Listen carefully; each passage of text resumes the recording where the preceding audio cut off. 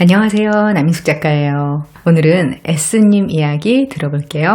저는 살면서 좋았던 적이 없는 35세 직장인입니다. 내가 무슨 잘못을 저질렀길래 삶이 나에게만 이렇게 지독한지 모르겠습니다. 학창시절 내내 지독한 괴롭힘과 따돌림을 받았습니다. 집까지 찾아와 괴롭히고 밥 같이 먹을 사람이 없어서 점심을 굶었을 정도로 심했습니다. 학교뿐 아니라 집에서도 천덕꾸러기였습니다. 대학교도 원하는 대학과 전공이 아니어서 재미없으면서도 편입이나 복수 전공도 아예 하지 않고 무기력하게 보냈습니다. 과 선배들한테 찍혀서 과 생활은 거의 안 하다시피 했고 동아리 생활도 많이 어려웠습니다. 연애해보고 싶어서 나름 활동 참여도 했지만 그게 최선이었어요. 그렇게 남들 다 해보는 연애도 저는 못하고 대학 생활을 마무리했습니다. 군대에서도 대대 설문지 건의사항 적었다가 중대에서 낙인 찍히고 동기 및 후임들한테 무시당했습니다. 졸업 후에도 힘들긴 마찬가지였습니다. 공시 준비하면서 쉬는 날 없이 10시간씩 공부하고 집에 돌아와도 가족들은 그게 뭐가 힘드냐며 구박을 해 눈치 보이고 힘들었습니다. 결국 공시를 포기하던 때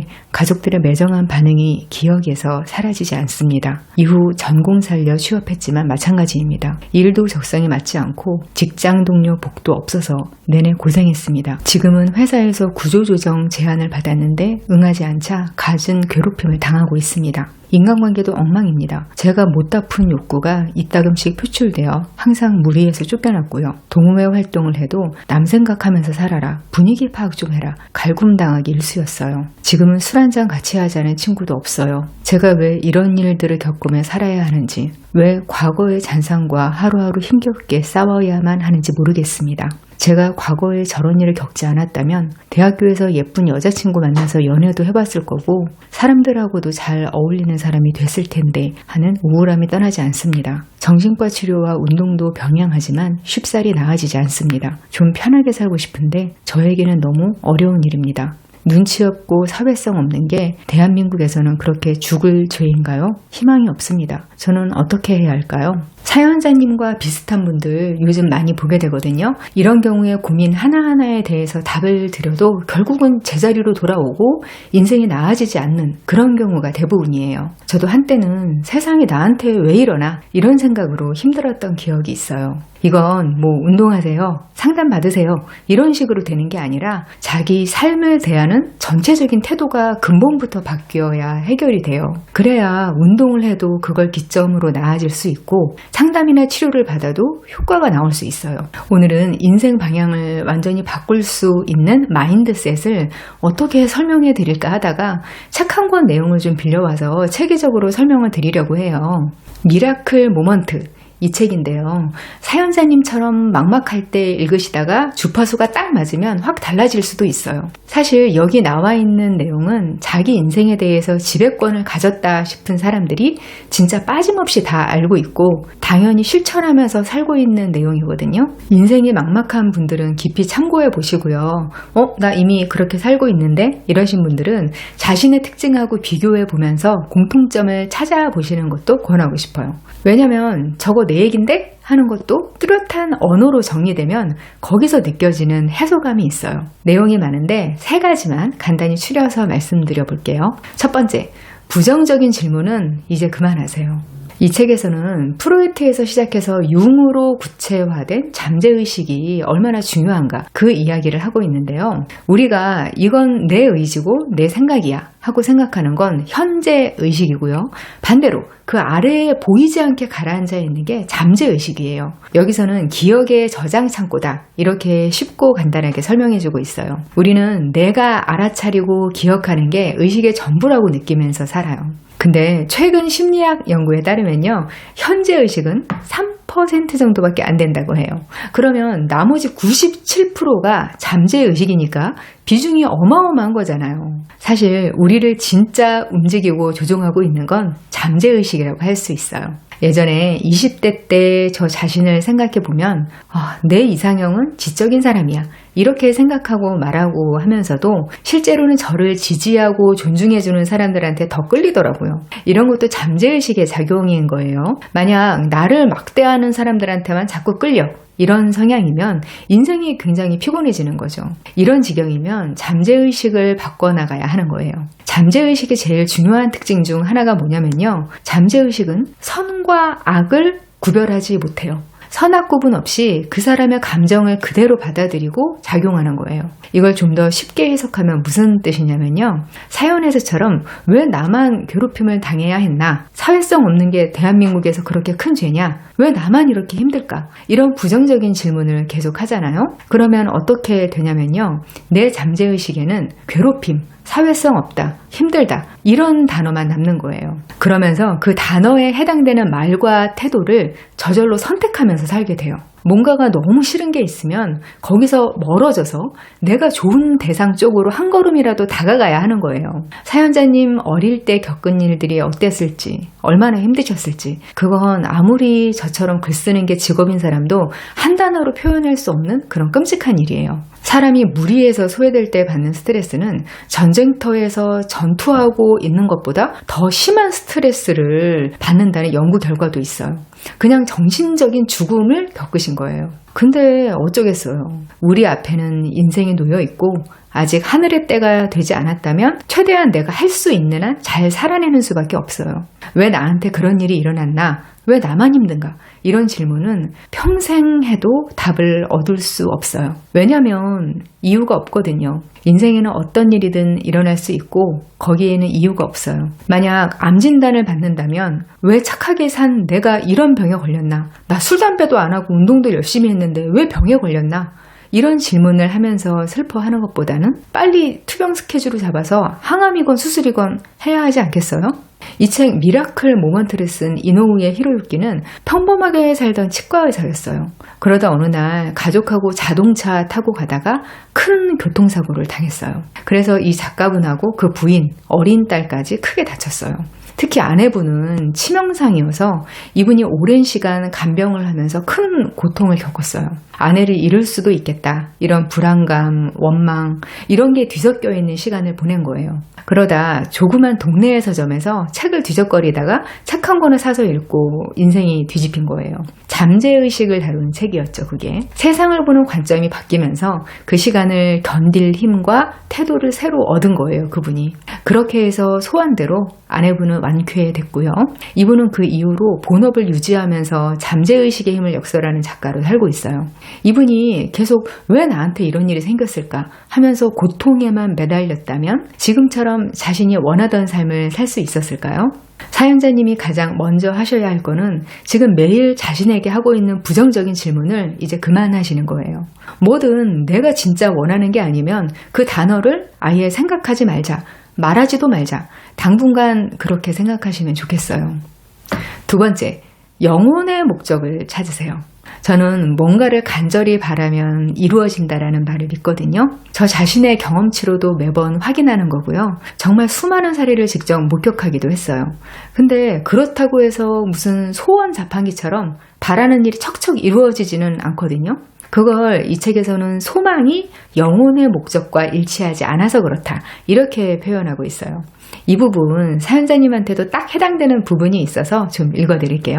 예를 들어 여러분이 멋진 연인을 만나고 싶다라고 생각한다면 계속해서 그 소망을 끌어당길 필요가 있다. 꾸지 않는 꿈은 이루어지지도 않는 법이다. 하지만 아무리 바라고 바라도 이루어지지 않는 이유는 무엇일까? 그것은 멋진 연인을 만나고 싶다라는 소망이 영혼의 목적과 어긋나 있어서다. 멋진 연인을 얻는 것은 행복을 느끼기 위한 수단일 뿐 영혼의 목적은 아니다. 영혼의 목적을 파악하기 위해서는 무엇보다 자기 자신과 마주하는 것이 중요하다. 나는 이런 식으로 마음을 관찰해 나간다. 왜 애인을 만들고 싶을까? 외로우니까. 왜 외로울까? 내 마음이 충족되지 않았으니까. 왜 충족되지 않았을까? 불안하니까. 왜 불안할까? 자립하지 않았으니까. 이때 영혼의 목적은 자립하는 것이다. 자립하여 스스로 빛날 수 있다면 그 반짝임으로 멋진 연인을 끌어당길 수 있다. 그러니까 만약 사연자님이 나도 여자친구 사귀고 싶어. 이런 소망이 있어도 진짜 바라는 영혼의 목적은 다른 걸 수도 있다는 거예요. 이런 경우라면 실제로 연인이 생겨도 결과적으로 별로 안 좋을 수도 있어요. 같은 맥락에서 사연자님한테 정말 필요한 건 구체적인 목적이에요. 사연 속에서 사연자님의 간절한 소망이 보이는데요. 쓰신 표현을 좀 빌려보자면 좀 편하게 사는 거, 고통에서 벗어나는 거, 이런 정도거든요. 이런 종류의 소망이 의지대로 이루어지기가 진짜 힘들다고 해요. 근데 이거 만약 여러분이 뭐든 해줄 수 있는 신이에요. 그래서 어떤 인간 하나의 소원을 하나 들어주려고 말해보라고 해요. 근데 좀 편하게 살고 싶어요. 이런 소원을 빌었어요. 이러면 이 인간을 위해서 뭐를 해줘야겠다. 이런 생각이 딱 들까요? 좀 편한 거. 이런 막연한 게 내 입장에서는 쉬운 거라고 생각하기 쉽거든요. 근데 이런 건 소원을 안 비는 거나 마찬가지예요. 오래전에 친구들하고 서로 소개팅 주선해주고 그럴 때였어요. 저도 소개팅 주선도 많이 하고 그랬었는데요. 제일 소개해주기 어려운 경우가 나는 그냥 평범한 사람이면 돼. 이렇게 말하는 친구들이더라고요. 평범의 기준이 얼마나 다양한데요. 그리고 그 평범이라는 게 평균을 말하는 거고 모든 면에서 평균은 되는 사람을 원한다. 이런 뜻이라면 그런 사람들은 정말 드물어요. 한국에서 연봉, 자산, 외모, 가정 환경 이런 면들이 평균인 사람의 교집합이 전체 인구의 5%도 안 된다고 하죠. 하나하나는 50%인데 모든 게 다 50% 안에 드는 사람은 드물다는 거예요. 근데 그 조건 안에서도 성격이나 취향 같은 것까지 들어가면 더 희박해지는 거죠. 막막하니까 소개팅 좀 해달라고 해도 그런 친구들한테는 누굴 소개하기가 애매하더라고요. 차라리 나는 얼굴만 봐. 키도 필요 없어. 나는 경제력이 중요해. 이렇게 자기한테 제일 중요한 걸 딱 말하는 친구들을 더 편하게 소개해줬던 기억이 나요. 사연자님이 지금 상태를 벗어나고 싶다면 갈 곳을 정해야 돼요. 당장 기차표를 산다고 생각해보세요. 목적지가 없는 표는 살 수가 없어요. 제 지인 중에서 200대 1 경쟁률을 뚫고 시험에 합격한 사람이 있었어요. 저는 딱히 숫자로 표시되는 경쟁을 해본 적이 없으니까 그게 너무 신기한 거예요. 그래서 어떻게 합격했는지 물어봤어요. 그랬더니 자기는 시험에 붙고 나서 면접에 무슨 옷을 입고 갈까 이런 생각을 자주 했대요. 그땐 단순하게 된다고 생각해야 되는구나 이렇게 단순하게 생각했는데 이게 나중에 보니까 잠재의식을 통해서 소망을 이루는 방식이더라고요. 사람들이 일부러 의식을 하건 안 하건 자기가 원하는 걸 이루면서 사는 사람들은 대부분 이런 태도를 다 갖고 있어요. 사연자님도 내가 어떤 모습으로 살고 싶은가를 구체적으로 생각하시면 좋겠어요. 그리고 그게 정말 내가 원하는 영혼의 목적인가? 이것도 관찰해 보면서 찾아내시면 그 과정 자체가 도움이 될 거예요. 세 번째, 자립에 온 힘을 쏟으세요. 이노우의 저자가 이런 말을 한 게 있거든요. 자립하기로 마음먹으면 소망이 이루어지는 사례가 많더라. 이런 내용인데요. 이걸 저도 너무나 많이 목격했어요. 이 자립이라는 건 정신적으로 다른 사람에게 의지하지 않는 걸 말하는 건데요. 옆에 아무도 없고 혼자만 잘 먹고 잘 산다. 이걸 말하는 게 아니에요. 다른 사람이 옆에 있어도 좋고 나 혼자여도 좋고 나 하나 내가 책임지고 잘 살 수 있다 하는 자신감을 갖는 거예요. 자립이 없으면 행복도 없다는 걸 확인하게 될 때가 많거든요. 많은 분들 이야기를 들어보면 인생에 대한 고민들이 너무너무 다양한데요. 그게 사실 대부분 자립이 되면 해결되는 것들이에요. 이 책에서는 이런 부분을 굉장히 센 워딩으로 가져와서 강조하거든요. 기대는 자신이 제멋대로 그린 망상에 불과하다. 이렇게까지 말한다고? 다른 사람들한테 뭔가를 기대하는 마음이 있는 거, 그거 다 망상이라는 거예요. 아무것도 바라지 않을 때 타인을 통해서 내 어떤 면이 채워진다면 그건 진짜 감사한 일이 되는 거잖아요. 사연자님도 결국에는 자립을 키워드로 삼으셔야 돼요. 이걸 너무 어렵게만 생각하지 마시고 걸음마 배우듯이 하나씩 해나간다 이렇게 생각하시면 돼요. 사연자님 30대 중반이라서 너무 늦었다고 생각하시는 마음도 느껴지는데요. 우리는 100세 이상 살 가능성이 무지하게 높은 시대를 살고 있어요. 저는 일단 그렇고요. 사연자님 세대는 120세 정도는 돼야 자연사 한다는 게 의학계 전망이에요. 걸음마 정도가 아니라 지금 신생아 단계라고 해도 뭐든지 다시 배우고 성장할 수 있거든요. 지금 너무 늦었다고 이 상태로 머물 수밖에 없다고 생각하면 남은 인생 그 8, 90년 어쩔 거예요. 근데 이 자립이라는 게 다른 사람들을 다 무시하고 내 맘대로 한다 이런 게 아니거든요. 오히려 사회성을 길러야 자립할 수 있어요. 사회 안에서 소통을 잘하고 협력해야 나를 먹여 살릴 수 있잖아요. 특히 앞으로의 세상에서는 기능적인 일은 AI로 쉽게 대체될 수 있기 때문에 감정을 잘 다루고 사람들 사이에서 소통할 수 있는 사람들의 가치가 더 올라간다고 하죠. 사연자님이 눈치 없고 사회성 없는 사람은 대한민국에서 죽을 죄인인가요? 뭐 이런 취지로 말씀하셨는데요. 오히려 한국이 고립적인 성향인 사람이 살기가 더 나은 면이 있는 사회예요.